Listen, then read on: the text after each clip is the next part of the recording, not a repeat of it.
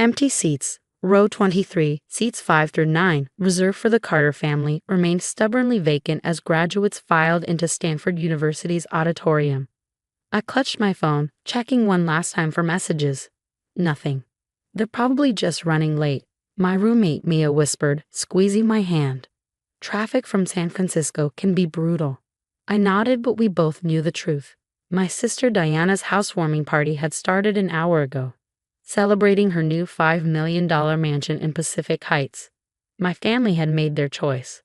As valedictorian of Stanford's business school, I would give the closing speech in front of thousands. I'd worked years for this moment, maintaining a perfect GPA while working 2 jobs to cover expenses my family refused to help with. Emma Carter.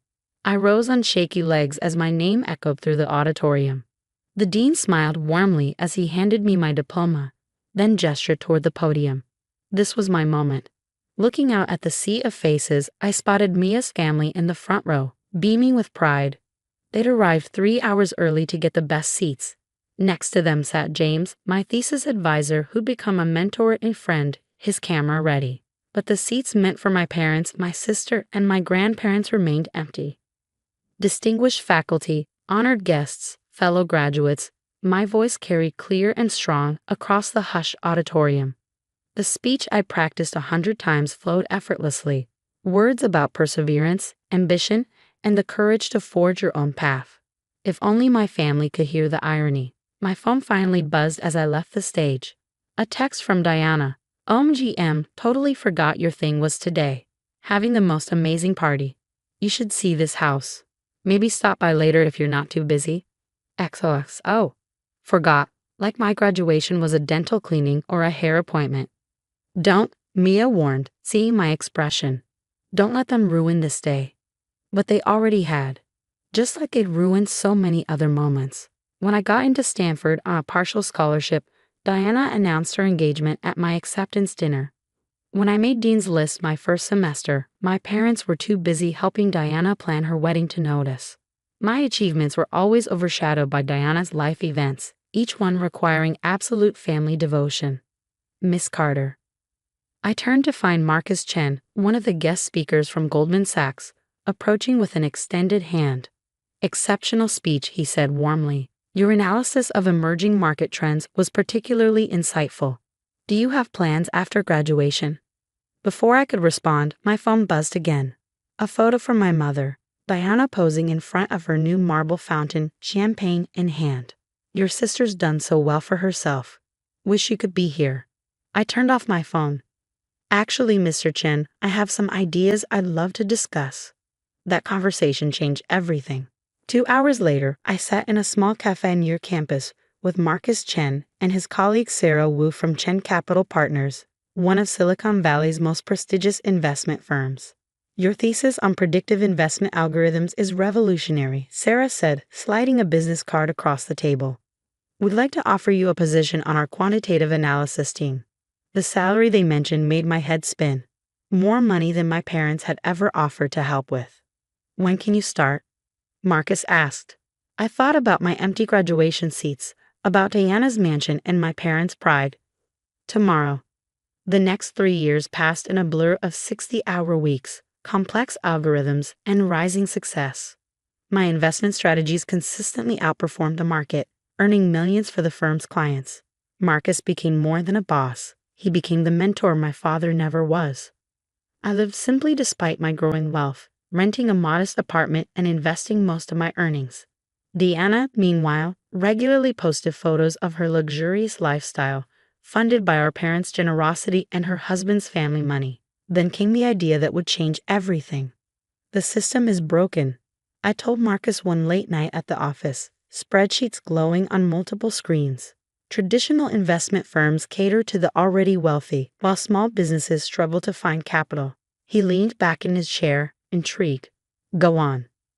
What if we created a fund specifically for overlooked opportunities? Small companies with solid fundamentals but no connections. Female and minority founders who can't get meetings with major VCs.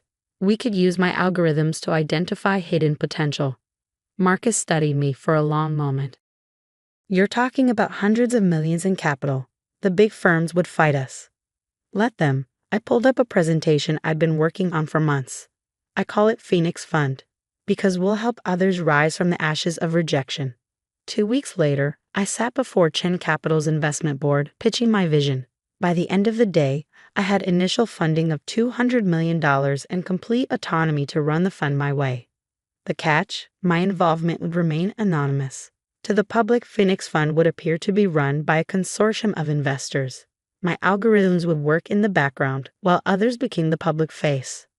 Perfect. I resigned from my position at Chen Capital and set up a small office in an unremarkable building south of Market Street. To my family, I simply said I was exploring new opportunities. Oh honey, my mother sighed during one of our rare phone calls. You should talk to Diana's husband about job openings at his firm. No need to struggle on your own. I hung up without responding. Phoenix Fund's first year exceeded all expectations. My algorithms identified dozens of promising companies that traditional firms had overlooked. We invested in a female-founded biotech startup that developed a breakthrough cancer treatment. We backed a sustainable energy company run by immigrant engineers that revolutionized solar storage. By the end of year 2, Phoenix Fund had grown to $1.2 billion. My personal net worth, hidden behind layers of shell companies and trusts, approached 9 figures. Not that my family knew. To them, I was still the disappointing daughter who'd chosen the wrong path. Diana's social media showcased an endless parade of luxury: vacations in the Maldives, new cars, charity galas where she posed with San Francisco's elite. Our parents shared every post, bursting with pride at her success. Then the market crashed. I was reviewing potential investments when Sarah called with the news. Hamilton & Brooks is on the verge of collapse, she said without preamble. Their tech investments went belly up. They're seeking emergency funding to avoid bankruptcy. I sat up straighter. Hamilton & Brooks wasn't just any investment firm. It was where Diana's husband worked as CFO. The same firm my father had invested most of his retirement in, convinced by his son-in-law's promises of guaranteed returns. How bad? I asked, already pulling up their financials. They need $500 million by end of week or they're done. Your father's investment would be wiped out. Diana's husband might face criminal charges for misrepresentation of risk. I leaned back in my chair, thoughts racing. Who's handling the potential rescue? That's the thing. Sarah paused. Phoenix Fund is the only one with enough liquid capital and risk tolerance to step in. They've scheduled a meeting with our public representatives tomorrow. I smiled, thinking of all the family dinners I'd been excluded from, all the achievements they'd ignored. Schedule it for 10 a.m., I said. And Sarah, make sure my family's there. All of them. Every last one. I opened my laptop, beginning to type. It's time for the Carters to meet Phoenix Fund's real owner. The conference room at Phoenix Fund's real headquarters, not the decoy office south of Market, gleamed with understated power. Floor-to-ceiling windows offered panoramic views of San Francisco Bay, while a single massive painting dominated the wall. A phoenix rising from ashes, done in shades of gold and crimson. I watched through one-way glass as my family was escorted in. My father, his face ashen, gripping his briefcase like a lifeline. My mother, her designer outfit somehow less pristine than usual. Diana and her husband James, both looking like they hadn't slept in days. They're all here, Sarah announced quietly, along with Hamilton & Brooks' executive team. I nodded, adjusting my blazer. Let them wait a few minutes. How's our timing?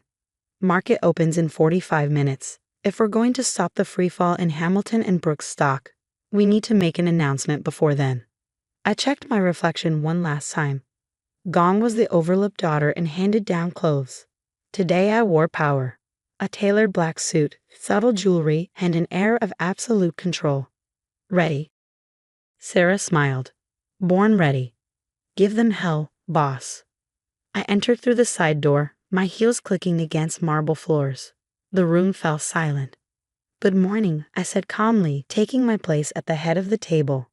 I'm Emma Carter, founder and CEO of Phoenix Fund. The color drained from Diana's face. James' mouth opened and closed wordlessly. My father gripped the edge of the table. This is impossible, he finally managed. Emma. My mother's voice quavered. You work here? Not exactly. I opened my laptop, connecting it to the room's display system. I own Phoenix Fund. All of it. Financial statements appeared on the screens lining the walls. Phoenix Fund's holdings, its growth trajectory, its current valuation of $2.8 billion. As you're aware, Hamilton & Brooks requires immediate capital infusion of $500 million to avoid bankruptcy. I kept my voice professional, as if this were any other meeting. We've reviewed your financials.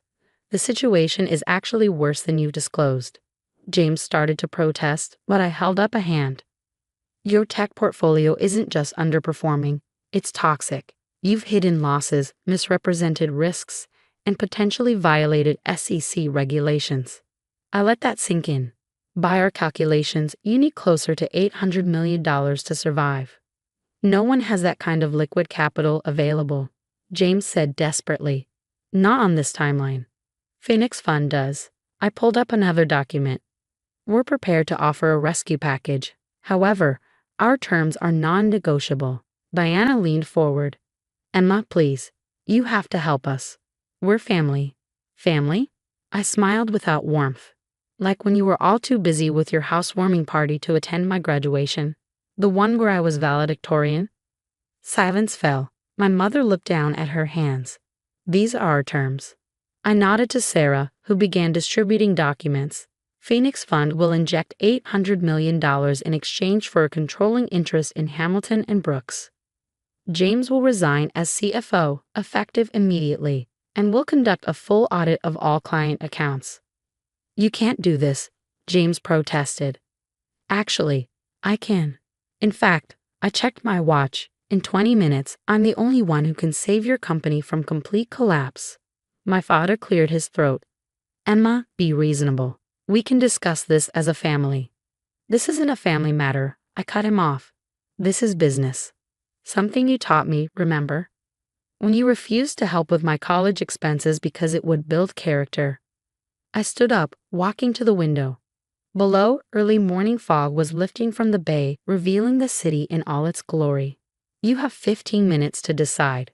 After that, I release a statement declining to invest, and Hamilton & Brooks faces bankruptcy. Your choice. Diana burst into tears.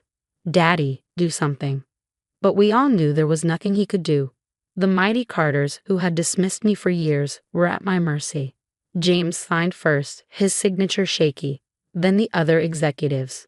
My father was last, his pen hovering over the paper. When? He asked quietly. When did you become this? While you were all busy at Diana's parties, I replied. While you were posting about her perfect life and forgetting I existed, I was building something bigger than all of you. The documents were signed with 2 minutes to spare. Sarah immediately left to issue the press release, and Hamilton & Brooks stock stabilized when the market opened.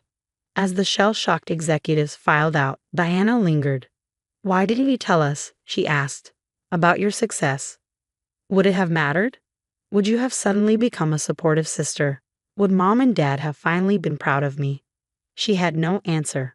The audit starts tomorrow, I continued. I suggest you and James get your affairs in order. Later that evening, I sat in my real office, the penthouse suite I'd kept secret all these years. Messages from my family filled my phone. Mom, please, let's talk about this. We can fix things. Dad, I underestimated you. I'm sorry. Diana, you've destroyed my life. I hope you're happy. I deleted them all. Sarah appeared with 2 glasses of champagne. To the new majority owner of Hamilton & Brooks, she toasted, and to the look on their faces when they realized who you were. I smiled, but it was bittersweet. You know what the worst part is? Even now, they don't understand. They think this was about revenge. Wasn't it? No. I walked to the window, watching the sun set over the city. This was about proving that success doesn't come from family connections or fancy parties. It comes from hard work, from believing in yourself when no one else does. My phone buzzed again. A message from Marcus Chen. Just heard the news. Proud of you, kid. You've outgrown the mentor. That meant more than any family approval ever could. Over the next year, Phoenix Fund's audit of Hamilton & Brooks revealed the full extent of James' mismanagement. He faced criminal charges for fraud. Diana divorced him and moved back in with our parents, her perfect life shattered. I focused on expanding Phoenix Fund's mission, funding more overlooked entrepreneurs, more hidden gems that traditional investors ignored. Our success stories filled financial papers, though my identity remained hidden except to a select few. Then came an invitation. Stanford Business School wanted their most successful alumna to give the commencement speech. Standing at the podium a decade after my own graduation, I looked out at the sea of faces. This time my family sat in the front row, not by choice, but because Phoenix Fund was the school's largest donor and appearances had to be maintained. Success, I began, isn't about who believes in you. It's about believing in yourself when no one else does. It's about empty seats becoming corner offices, about rejection becoming motivation. I met Diana